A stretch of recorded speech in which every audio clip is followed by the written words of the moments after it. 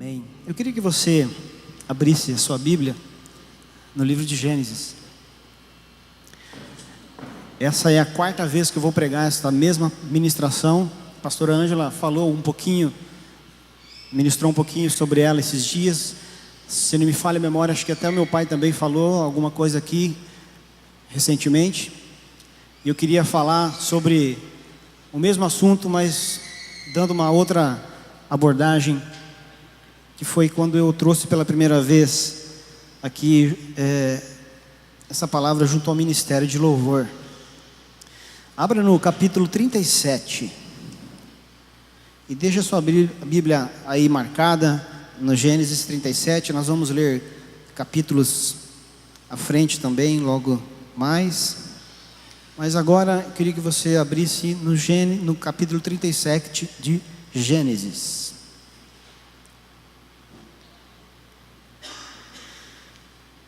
Amém. Quando nós chegamos a um final de um ano, como a pastora Ângela falou aqui, não tem como a gente não olhar para trás e fazer uma retrospectiva, né? E fazer uma análise de como foi, como não foi, como deveria ter sido. É a coisa mais natural, né? Talvez se eu perguntasse para você como que você definiria o seu ano em uma palavra, né? Que palavra que viria na sua cabeça? William, como é que você definiria o seu ano 2017? Uma palavra. Corrido. O que mais? Luiz, uma palavra. Como é que você define o teu ano 2017? Saúde. Alan. Gratidão. Jurandir. Luta. Pastor Otaídes. Prova. O que mais quer falar? Maurício. Luta. Vai. Abençoado. Rose, como é que se define o teu ano 2017? Uma palavra. Amor. Glória a Deus.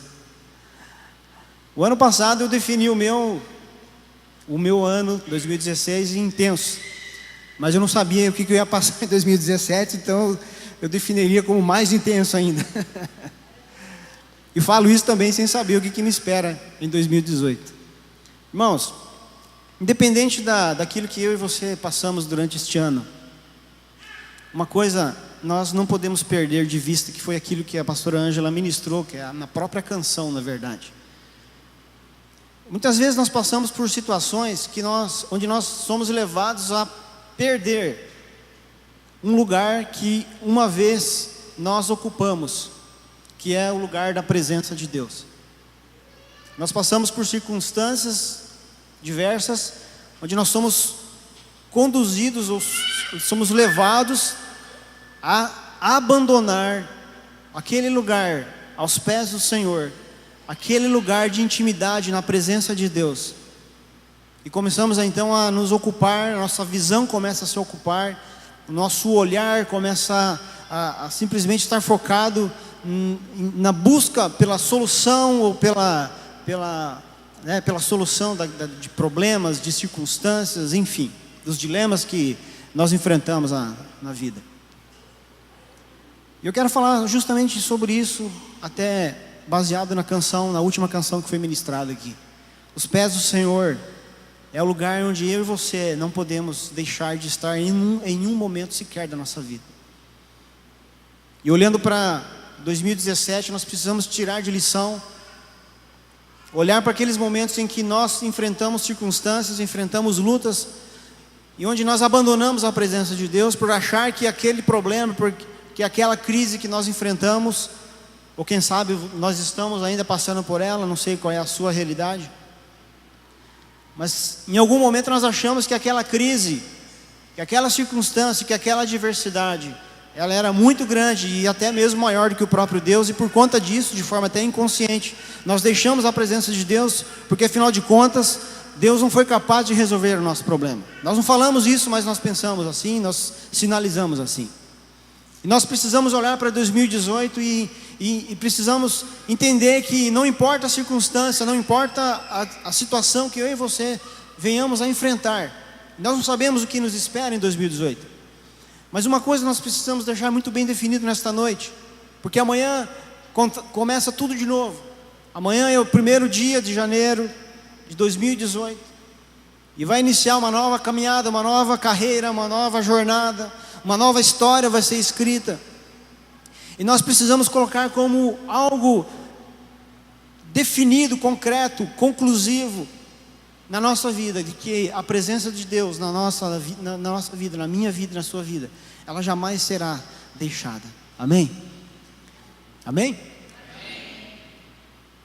E como base para a gente meditar, nós vamos nos basear na história de José. E uma curiosidade aqui, sem a gente combinar, o Felipe hoje que está dando aula lá na salinha das crianças, e ele vai falar sobre José. Hoje ele vem me perguntar: pai, me ajuda só a me situar aí em relação à história de José. Aí eu falei para ele um pouquinho, bem sucinto, falei: filho, eu vou pregar sobre José também hoje. Então o Felipe está pregando sobre José também lá na salinha das crianças. Vamos à leitura a partir do versículo 2. Vamos ler a partir do versículo 1. Gênesis 37, do primeiro versículo até o 11. Diz assim: habitou Jacó na terra das peregrinações de seu pai, na terra de Canaã. Esta é a história de Jacó. Tendo José 17 anos, apacentava os rebanhos com seus irmãos, sendo ainda jovem, acompanhava os filhos de Bila e os filhos de Zilpa, mulheres de seu pai, e trazia más notícias deles a seu pai. Ora, Israel amava mais a José. Israel é o próprio Jacó, o pai de José. Ora, Israel amava mais a José que a todos os seus filhos, porque era filho da sua velhice, e fez-lhe uma túnica talar de mangas compridas. Vendo, pois, seus irmãos que o pai o amava mais que a todos os outros filhos, odiaram-no e já não lhe podiam falar pacificamente. Teve José um sonho e o relatou a seus irmãos, por isso o odiaram ainda mais. Pois lhes disse: rogo-vos, ouvi este sonho que tive. Atávamos feixes no campo, e eis que o meu feixe se levantou e ficou em pé. E os vossos feixes o rodeavam e se inclinavam perante o meu. Então lhe disseram seus irmãos: reinarás com efeito sobre nós, e sobre nós dominarás realmente? E com isso, tanto mais o odiavam por causa dos seus sonhos e de suas palavras. Teve ainda outro sonho e o referiu a seus irmãos, dizendo: sonhei também que o sol, a lua e 11 estrelas se inclinavam perante mim. Contando-o a seu pai e a seus irmãos, repreendeu o pai e lhe disse: que sonho é esse que tiveste? Acaso viremos eu e a tua mãe e teus irmãos a inclinar-nos perante ti em terra? Seus irmãos lhe tinham ciúmes. O pai, no entanto, considerava o caso consigo mesmo. Eu não quero falar de sonhos nesta noite, eu não quero falar sobre restauração de sonhos. Deus tem falado isso nos nossos dias, nesses últimos meses. O Congresso de Mulheres, a temática do Congresso, Deus nos faz sonhar novamente. Mas eu quero falar aqui um pouquinho, algo que me chama a atenção nessa trajetória de José, nesse momento terrível que José passa. Eu li esses versículos para contextualizar, porque a partir daqui é que começa a desenrolar uma série de acontecimentos na vida de José. Por conta dos sonhos que José tinha, dos dois que ele vai e conta para sua família, ele desperta, desencadeia então um sentimento de ciúmes da parte dos seus irmãos. Os seus irmãos não souberam lidar, não souberam absorver aqueles sonhos que José contou para eles.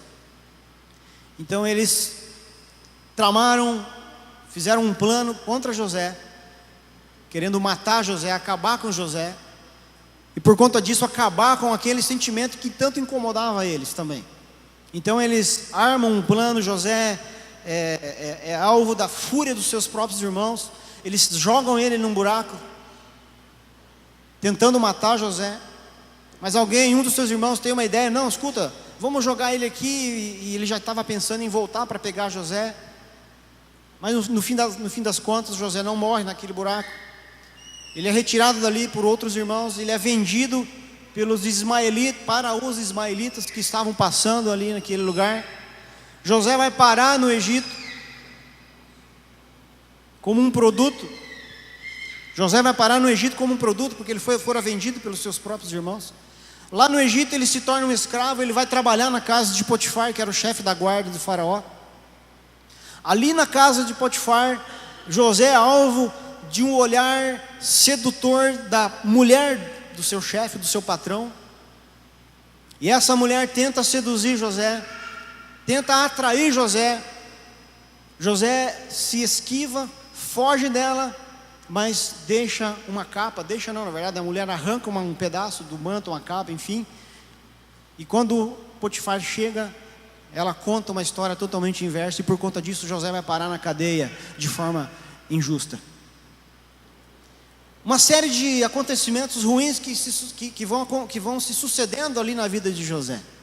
Eu não sei se você já passou por algo parecido, guardadas as devidas proporções, mas talvez você já, em algum momento da sua vida, você já começou a parar, mas escuta, é uma coisa ruim atrás da outra. Quando você acha que vem uma coisa ruim, não, agora chega, não, daí vem uma pior ainda, e vem outra pior ainda, e vem uma outra pior ainda. E aí cabe aquele ditado: não tem nada tão ruim que não possa piorar, né? Não sei se você já pensou isso. Eu já pensei isso. O que vem agora? Qual é a bronca da vez? Às vezes a gente pergunta isso. José estava passando por isso. Da noite para o dia, não talvez literalmente, mas da noite para o dia, José perde a sua casa, perde a sua família, é traído pelos seus próprios irmãos, sai da sua terra, é vendido para mercadores e vai parar como escravo num lugar totalmente inédito, diferente, e com uma cultura diferente, uma religião diferente, um povo diferente daquele que era o seu. Vai parar como escravo daquele que era alvo da preferência do seu pai, do amor do seu pai. De repente está como escravo numa terra longínqua, distante, estranha, tudo diferente, tudo novo, como escravo. E como se não bastasse isso, José é alvo de uma difamação, e ele vai parar num cárcere, na prisão. Quando José passa por essa situação, ele tinha 17 anos. Irmão, José passou por 13 anos de uma crise absurda, que talvez eu e você não consigamos dimensionar o tamanho da crise que José passou. É fácil para nós sentar no sofá da nossa sala e assistir uma novela contando essa história. É fácil para nós lermos na Bíblia essa história já sabendo do desfecho. Mas o pior de tudo é passar por uma situação como José passou. É sentir na pele aquilo que José sentiu. É experimentar na realidade, no dia a dia, aquilo que José experimentou. E há uma diferença muito grande aqui. José passou por tudo isso. José viveu no Egito os seus piores anos. Os seus piores dias, José passou ali no Egito. As suas piores crises, José passou ali no Egito. Mas, e eu quero chamar a sua atenção para isso, mas José sempre esteve com os seus olhos voltados para Deus. Sempre ele manteve os seus olhos voltados para Deus. José se manteve íntegro quando for assediado pela mulher de Potifar. Eu pergunto para você, será que eu e você faríamos o mesmo? Será que eu e você faríamos o mesmo, sabendo que que estamos sendo presos injustamente? Sabemos que estamos sendo jogados num cárcere, como se já não bastasse ser escravo. Aí vem e alguém te difama, te calunia e te joga numa prisão. E você está ali sabendo que você não mereceria estar ali. Eu pergunto para você, você teria a mesma postura que José? Nós teríamos a mesma postura que José teve? De nos mantermos fixos, com os nossos olhos fixos no Senhor? Eu não sei qual é a crise que você está passando. Eu não sei qual é a crise que você passou. E eu não sei a crise que você vai passar em 2018. Mas uma coisa eu quero chamar a sua atenção. porque isso me chama a atenção, esse texto. Nós precisamos fazer um compromisso.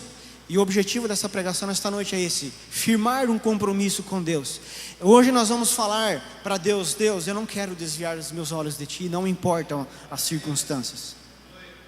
Amém? Mas vamos um pouquinho adiante. Quando nós passamos por crises, nós não conseguimos dimensionar. Nós não tentamos entender. Tentamos compreender.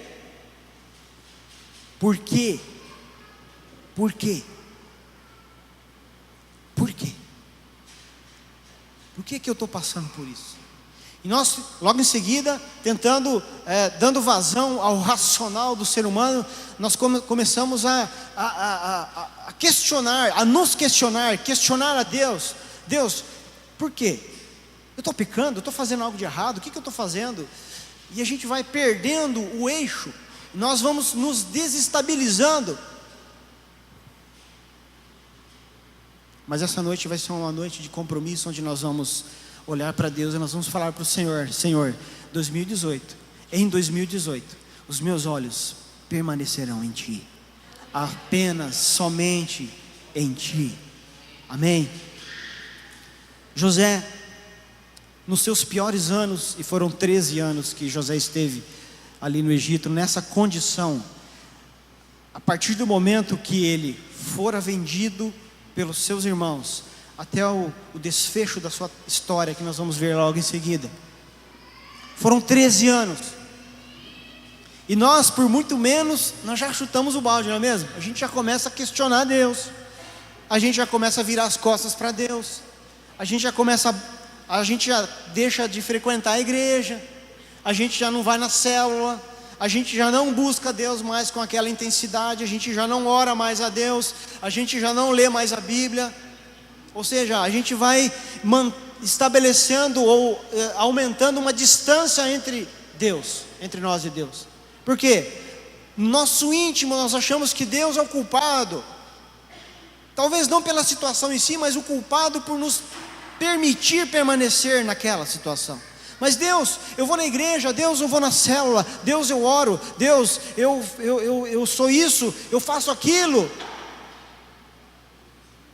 Por que o Senhor permitiu que isso acontecesse na minha vida? Então nós vamos despejando e apresentando todo o nosso currículo, que nós achamos ser suficiente, e nós vamos colocando diante de Deus: Deus, o Senhor, vou resumir para você o que nós pensamos, o que eu e você pensamos. É como se nós chegássemos para Deus e falássemos: Deus, o Senhor está sendo injusto comigo, porque eu fiz tanta coisa em 2017, eu vim todos os dias no culto, eu frequentei a minha célula todos os dias, eu liderei a minha célula todos os dias com a intensidade que eu pude fazer, eu orei, eu li a Bíblia, eu louvei, e o Senhor não poderia ter permitido que isso acontecesse comigo. É assim que nós sinalizamos para Deus.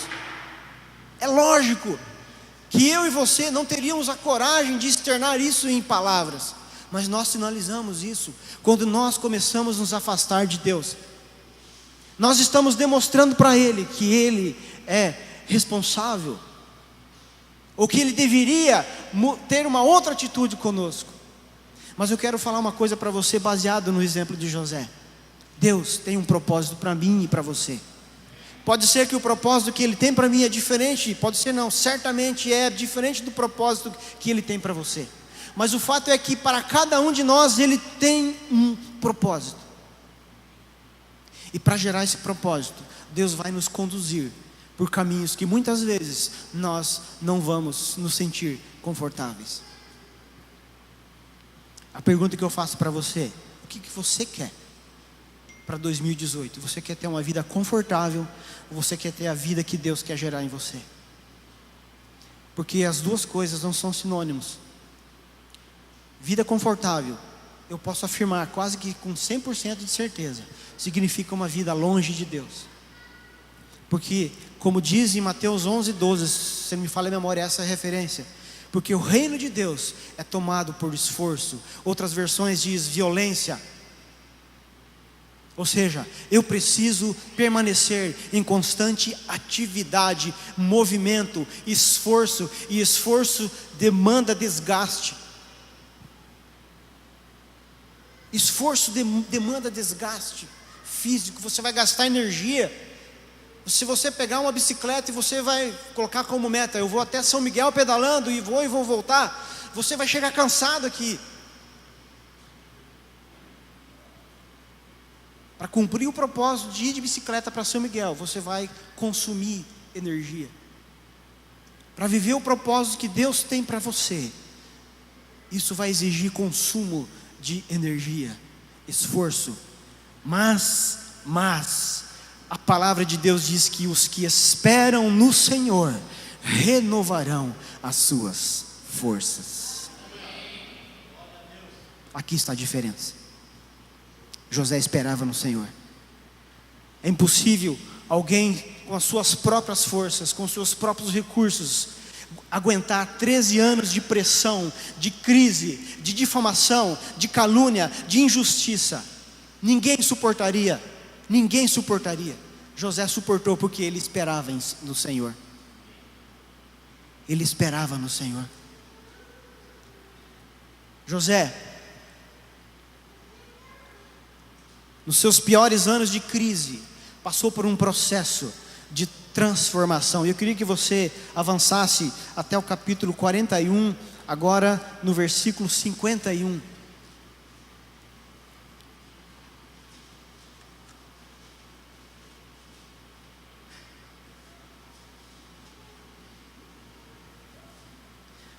Gênesis 41, versículo 51.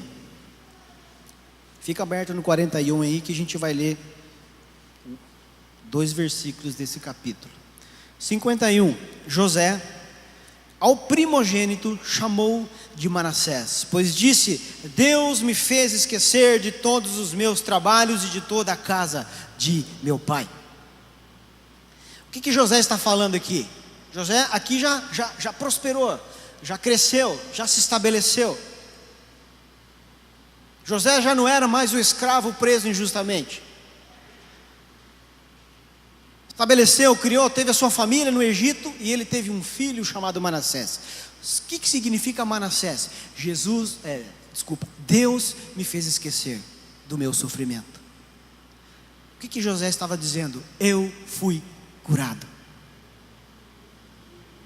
Eu fui curado. Irmãos, nós não entendemos as crises que nós enfrentamos. Questionamos Deus, achamos que Ele está sendo injusto conosco, ou foi injusto conosco. Mas nós só vamos entender o propósito de Deus em cada situação que nós enfrentamos quando nós começamos a olhar para Ele e não para a crise. Quando os nossos olhos permanecem nele e não na circunstância. Quando os nossos olhos permanecem em Deus e não na calúnia, na difamação e na injustiça, seja lá o que for que está acontecendo, que estiver acontecendo.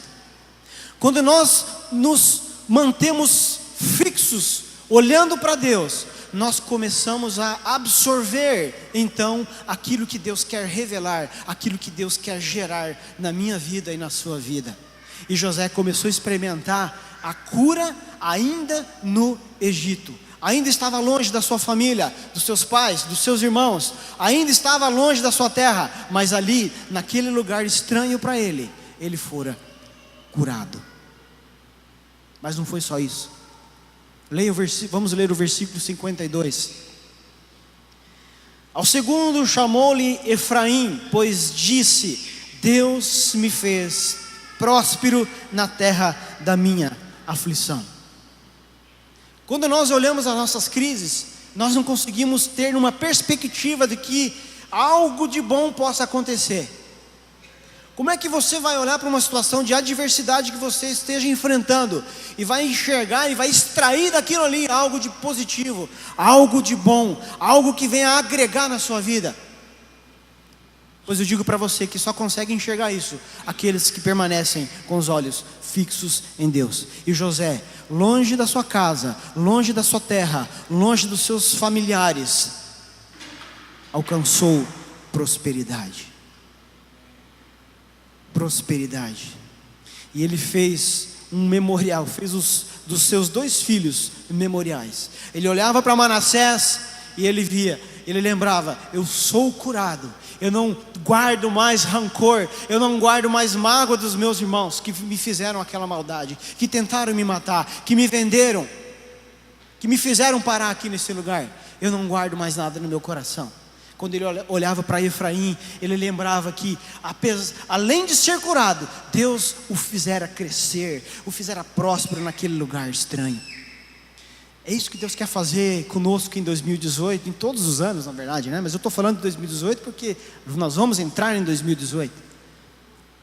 É isso que Deus quer fazer na sua vida e na minha vida. Deus quer nos fazer, Deus quer trazer cura. Eu não sei em que área você precisa ser curado, mas Deus quer te curar. E eu vou falar uma coisa para você: não espere sair do Egito. José foi curado no Egito. Mas quando eu sair dessa situação, eu sei que eu vou crescer, eu sei que eu vou prosperar. Não, meu irmão, a prosperidade está começando agora, no Egito, na adversidade. O crescimento está surgindo aqui. Aquilo que Deus, o propósito de Deus, que quer revelar na sua vida, já está sendo gerado, já está sendo formado, melhor dizendo, agora, no meio da crise, no meio da circunstância, no meio da adversidade, no meio da carência, no meio da ausência de recursos. É agora, Deus está formando, Deus está gerando a prosperidade na sua vida. E quando eu falo prosperidade, eu não estou falando de dinheiro simplesmente, é prosperidade. E quando Deus fala de prosperidade, por ser um Deus pleno, completo, essa prosperidade alcança todas as áreas das nossas vidas, inclusive a financeira. Amém?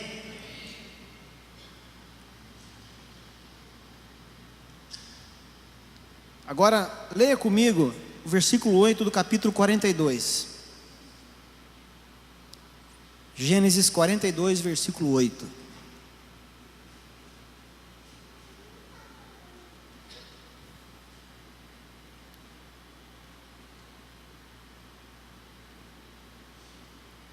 José reconheceu os irmãos, porém eles não o reconheceram. Nesse momento, José era governador do Egito. E havia muita fome na terra, na região, inclusive no Egito. Só que José, ele tinha dado uma estratégia para Faraó. Faraó, você precisa armazenar, nós vamos ter 7 anos de fartura aqui na terra. Aproveita esse período e armazena comida, porque depois virão 7 anos de escassez. Então o Egito se preparou para esse período de escassez. Quem não havia se preparado precisou buscar no Egito os recursos que eles precisavam. E no caso aqui, os próprios irmãos estavam ali diante de José, comprando comida, negociando alimento. E o texto diz que quando José está diante dos seus irmãos, os seus irmãos não o reconheceram, mas José reconheceu os seus irmãos. Irmãos, o que nós temos que tirar daqui? Por que José não fora reconhecido pelos seus próprios irmãos, mas José reconheceu os seus irmãos? Porque 13 anos depois, aqueles irmãos, eles eram exatamente as mesmas pessoas. Quando tentaram matar José, quando jogaram José num buraco e quando venderam José para os mercadores, eles eram os mesmos. Mas José, 13 anos depois, ele não era mais o mesmo. José passou por um processo de transformação tão grande que ele não foi reconhecido pelos seus irmãos. Seus irmãos estavam diante daquele que 13 anos antes tentaram matar, jogaram num buraco, venderam. E eles não sabiam, se deram conta de que era o José. Quando nós estamos no meio da crise, nós precisamos olhar para ela, para Deus, e tentar extrair o máximo de ensinamentos que uma adversidade pode proporcionar. O que eu posso fazer para melhorar? O que eu posso fazer para sair dessa condição? O que a minha empresa pode estabelecer como estratégia para sair, para se tornar competitiva num momento de crise? O que a minha igreja precisa fazer para sair da crise? O que o meu casamento precisa ter para sair da crise? Crise gera transformação. Ou melhor, ela pode gerar transformação. Depende de como eu e você olhamos para ela. Ela pode gerar transformação. Qual é a sua crise? Qual é o seu dilema? Deus quer te fazer próspero. Deus quer te curar. Deus quer transformar você. Deus quer te transformar. Deus quer nos transformar. José estava sempre debaixo da direção de Deus. Volta no capítulo 41, agora no versículo 16. José estava preso. Vamos ler o 14. Gênesis 41, versículo 14. Então o faraó mandou chamar a José e o fizeram sair à pressa da masmorra. Ele se barbeou, mudou de roupa e foi apresentar-se a faraó. Este lhe disse: tive um sonho e não há quem o interprete. Ouvi dizer, porém, a teu respeito, que quando ouves um sonho, podes interpretá-lo. Respondeu-lhe José: não está isso em mim, mas Deus dará resposta favorável a Faraó. Quando o Faraó se dirige a José, depositando todas as suas expectativas em José, eu fiquei sabendo que você é o cara que interpreta sonho. Eu pergunto para você, o que você faria no lugar de José? É nós, é nós, é aqui mesmo. Está falando com a pessoa certa, Faraó. Irmãos, 13 anos vivendo debaixo de injustiça, sendo caluniado, tendo sido caluniado, estando como escravo. De repente você está diante do cara mais poderoso de uma nação. Você e eu certamente viríamos a grande oportunidade de sair da prisão, não é mesmo? Vamos ser sinceros? Não, Faraó, é isso aí mesmo.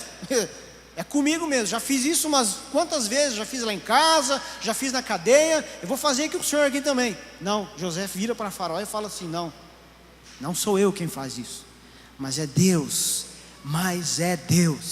Nós olhamos para isso e nós entendemos aqui que José era alguém que tinha o seu coração, os seus olhos, a sua vida totalmente sujeita à vontade e à direção de Deus.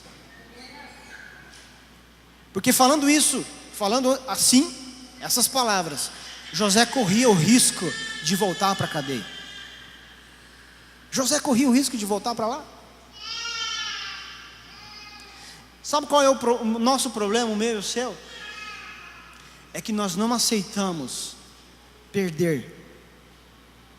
Nosso grande, maior objetivo na vida é ter, é manter, é conquistar, é realizar.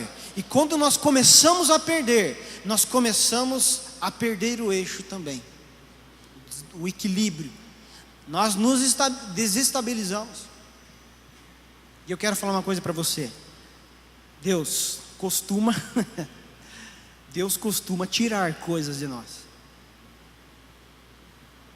Deus costuma tirar coisas de nós.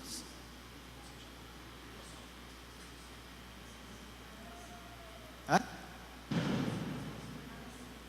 Desculpa, o rojão estourou na hora.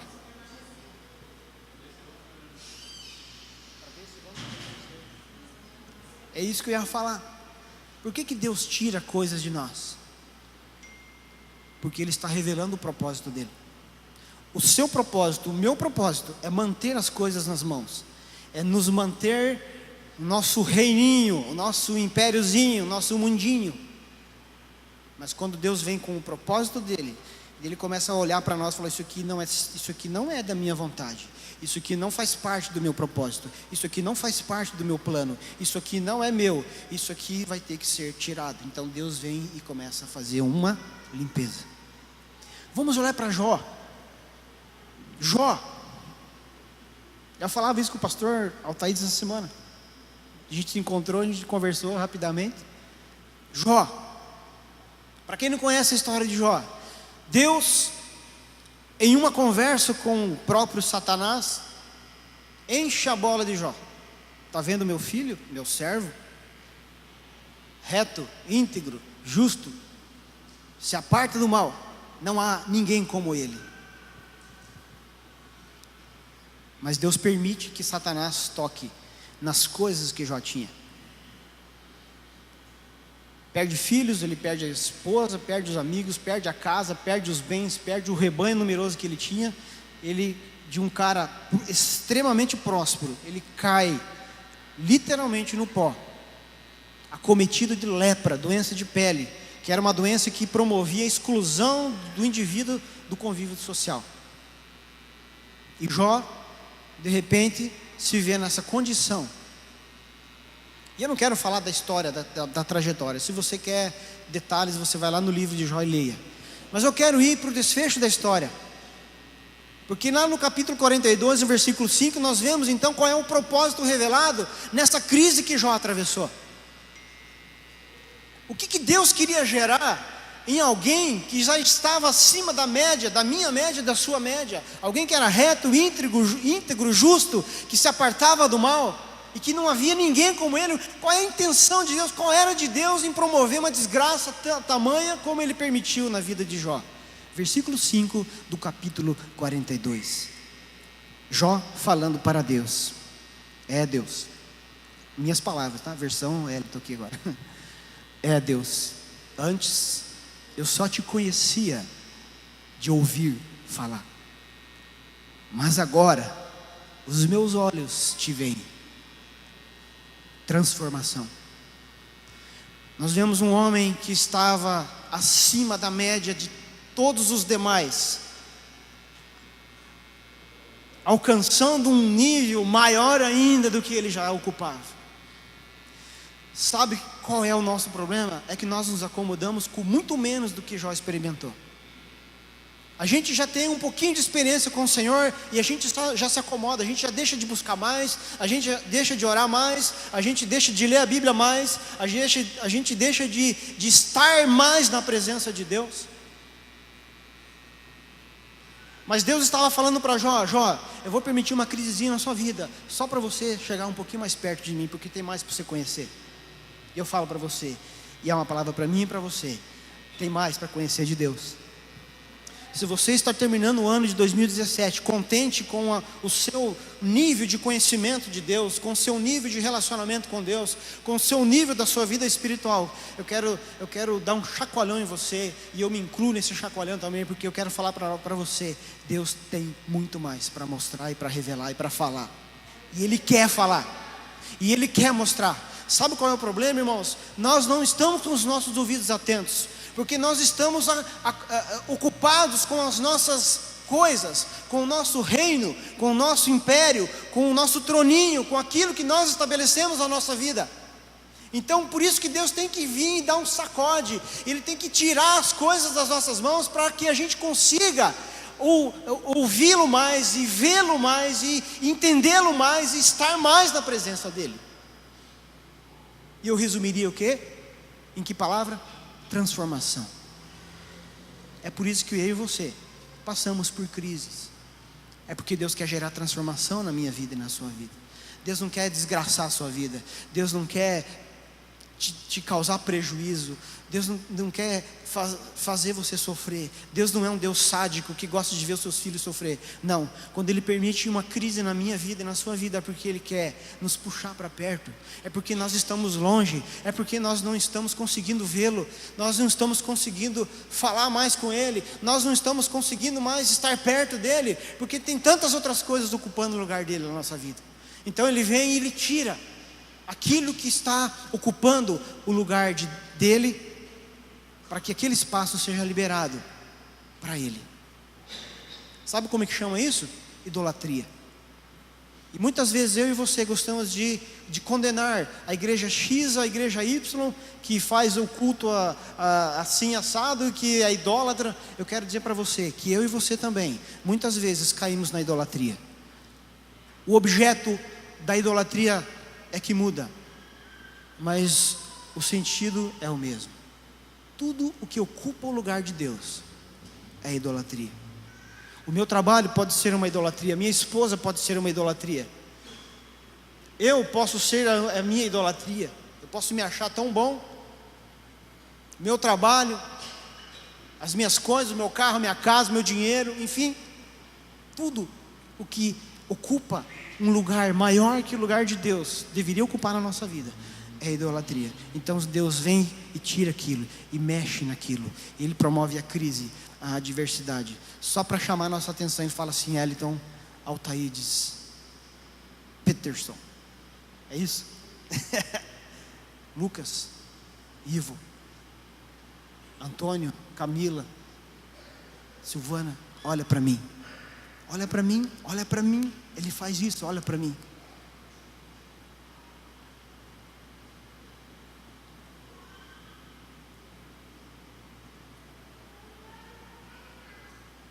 Gênesis 45, versículo 5.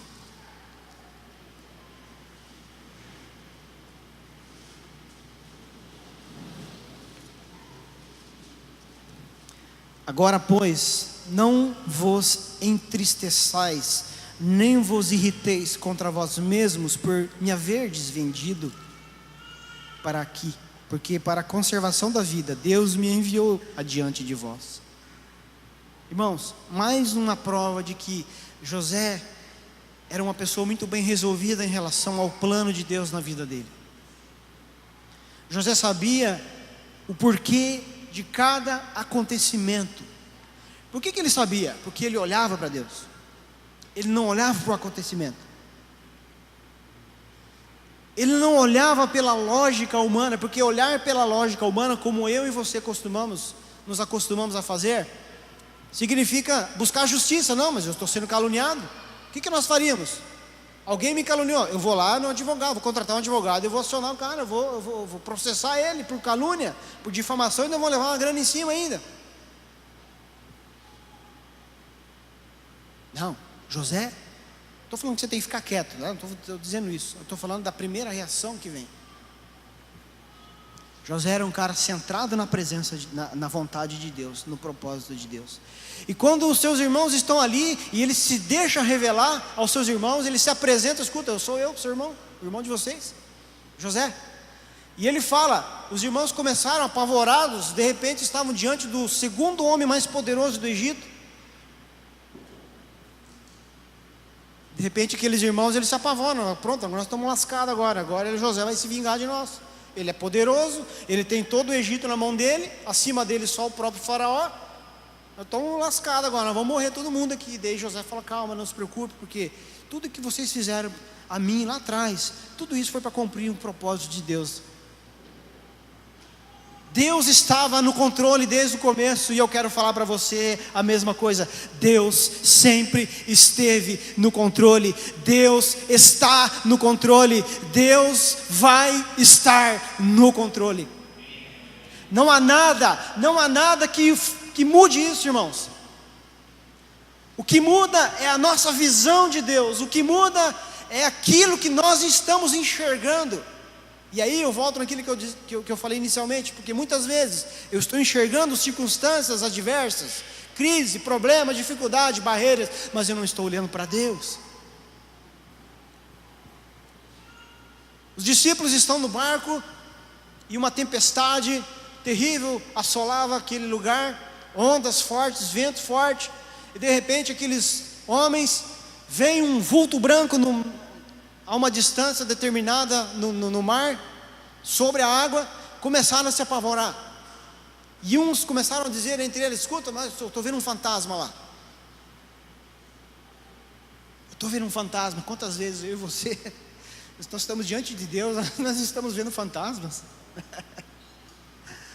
No meio da tempestade, no meio da turbulência, no meio do vento, nós estamos diante de Jesus, mas nós estamos vendo fantasmas. Mas sempre tem um que é meio abusado, né? Pedro falou: escuta, Jesus. Daí Jesus falou: não, calma, sou eu. E sempre tem um que é mais abusado, né? Que é mais peitudo, né? Pedro: não, mestre, se é o Senhor mesmo, que eu vá até o Senhor andando sobre as águas. Jesus falou: vem então. Eu gosto sempre de ficar imaginando esse momento. Pedro passando a perna por cima da lateral do barco, e ele dá o primeiro passo e ele pisa na água e não afunda. Passa a outra perna, pisa na água e não afunda. E ele começa a andar sobre as águas. Você já fez isso alguma vez? Já experimentou fazer isso, pastor? Vai pescar lá no barco. Vou fazer um teste aqui de fé agora. O Pedrão lá, como é que é a palavra que a gente define Pedro? Não é abusado. Impulsivo. Aquele impulsivo andou sobre as águas. Mas de repente ele estava olhando para Jesus e dando seus passos. De repente ele começou a olhar à sua volta, ondas fortes, o vento batendo, aquela água espirrando nele, e ele começou a afundar. Ele começou a gritar: mestre, socorro. Por que ele afunda? Porque ele para de olhar para Jesus. Ele começa a olhar para o que estava acontecendo à sua volta. Irmãos, não importa o tamanho da crise que você estiver passando, que nós estivermos passando, nós precisamos continuar olhando só para Deus, porque Ele é maior do que qualquer crise que eu e você possamos enfrentar na nossa vida toda. Deus é maior do que a crise que José passou, a crise dos 13 anos que ele teve. Deus é maior, né? Na verdade não foi considerando o fato em si, mas Deus é maior, foi maior do que o Golias, do que o leão e o urso que Davi matou. Ele é maior. Ele não deixou de ser maior. Ele é o mesmo. Ele continua sendo maior do que as tempestades que eu e você enfrentamos na vida. O problema é que nós deixamos de olhar para Ele.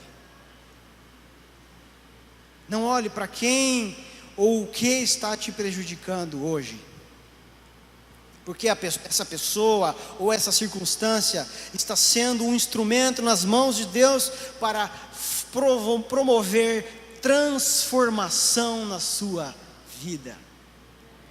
José, diante dos seus irmãos, é como se ele estivesse dizendo: meus irmãos, fiquem tranquilos, eu já fui curado. Toda vez que eu olho para o Manassés, eu lembro que aqui no Egito eu já alcancei a cura vinda de Deus. Fiquem tranquilos, vocês fizeram parte de um propósito da parte de Deus, não apenas na vida de José, porque José foi usado para abençoar nações. Quantas pessoas, quantos povos, quantas nações foram comprar comida ali no Egito? Quantas pessoas sobreviveram por conta da estratégia estabelecida por José? Não queira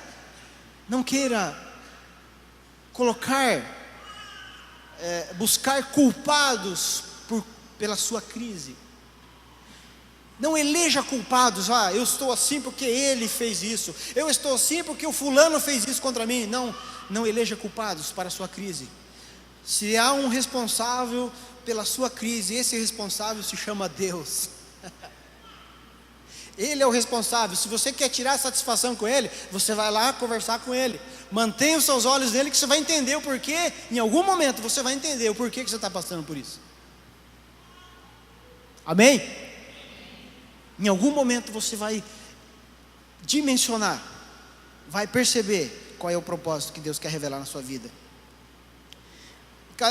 E aqui para finalizar, a história de José se transforma da noite para o dia. Um dia José estava lá na cadeia, né? Lembra do texto que nós lemos? Ele foi chamado pelo faraó, porque alguém lembrou de José. Lá na cadeia, o copeiro do faraó lembrou: lá na cadeia tem um cara lá que ele interpretou os 2 sonhos lá e deu certo. E o faraó estava num impasse, os mágicos, os magos dele não conseguiam dar uma interpretação do sonho que ele havia tido. O copeiro que estava lá diante, de volta, na presença do rei do faraó, ele falou: escuta, tem um cara lá na cadeia que sabe, que é capaz de ajudar o senhor. Aí chama o José. José estava barbudo, né, William? José estava barbudo. Aí a palavra de Deus diz que ele foi se barbear. Não estou condenando o barba aqui, né? Até há pouco tempo eu estava barbudo também. Mas por que ele foi se barbear? Porque ele precisava se apresentar diante de uma autoridade. E certamente a barba que José tinha na cadeia não é essa barba que o Cássio faz aqui, né? Quem vai lá na Míssil Barbearia, né? Uma barba de alguém que estava há anos preso na cadeia, esquecido, largado lá, abandonado. Então você imagina, né, a barba do cara, como é que não devia estar. José estava lá, barbudão, sujo, largado, abandonado, esquecido numa cela, numa masmorra, que o versículo diz. Alguém bate na porta da cela: José, o faraó está te chamando. Vai fazer essa barba, vai se vestir, porque você vai estar diante de faraó daqui a pouquinho. Deixa eu falar uma coisa para você. Nós não podemos perder os nossos olhos, tirar os nossos olhos de Deus. Não podemos perder Deus de vista, porque a qualquer momento alguém vai bater na nossa porta e vai falar assim: olha, escuta, estão te chamando, estão te procurando, estão te requisitando. E José é colocado diante do faraó. Ele interpreta os sonhos de faraó. Ele dá estratégia para a crise que viria, que recairia sobre o Egito.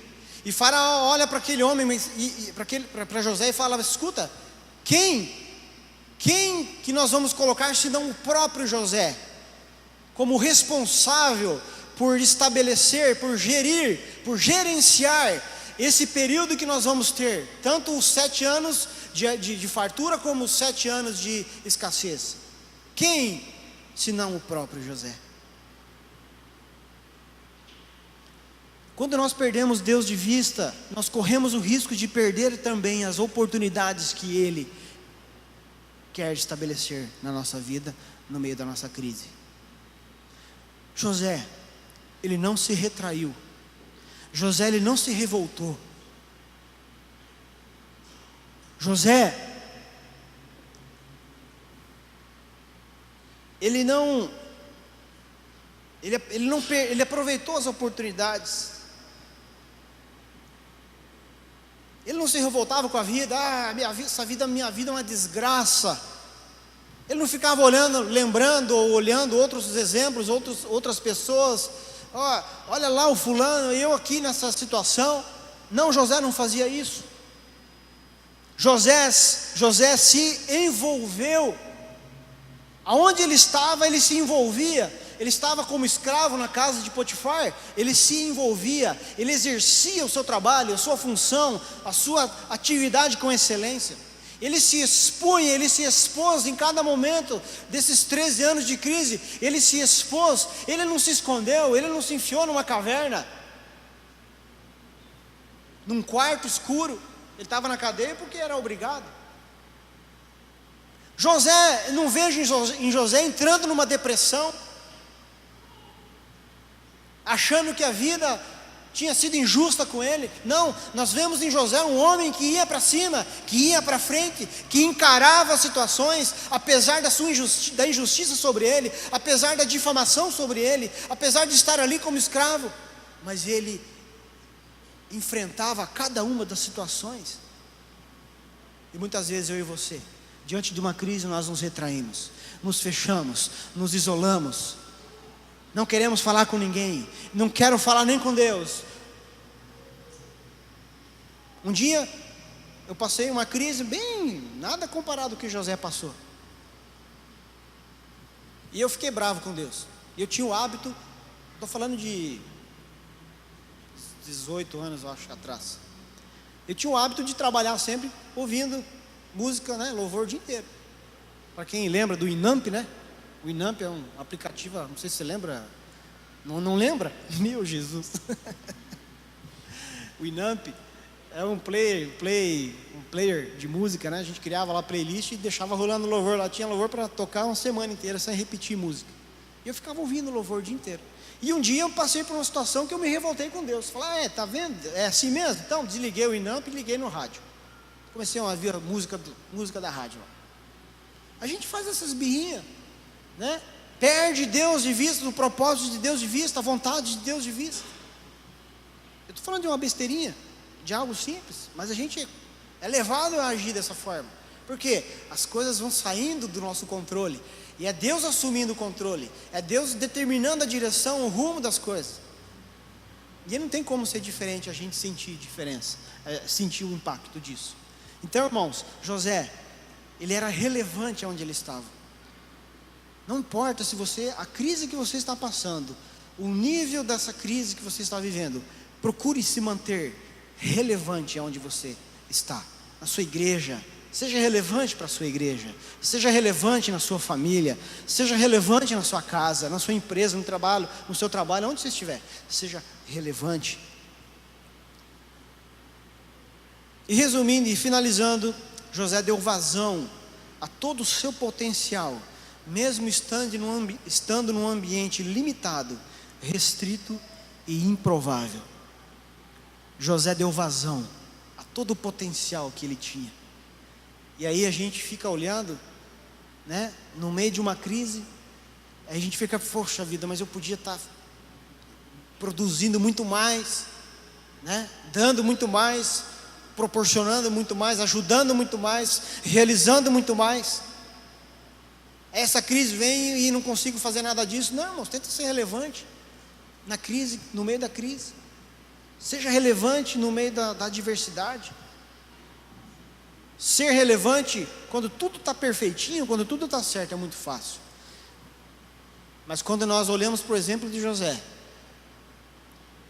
e vemos um homem que era relevante no meio das crises que ele passou, nós olhamos para alguém que era maduro, e nós encontramos maturidade em José. Eu queria chamar já o Ministério de Música para se posicionando. Nós precisamos olhar para José e precisamos buscar a mesma inspiração. Em José, também, mas muito mais em Deus. E aqui tem algo que eu quero colocar.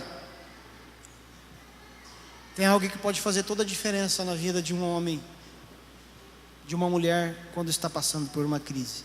É o quanto ele permanece na presença de Deus.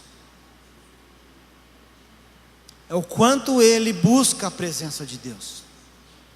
É o quanto ele fala com Deus, mas também o quanto ele ouve Deus falar.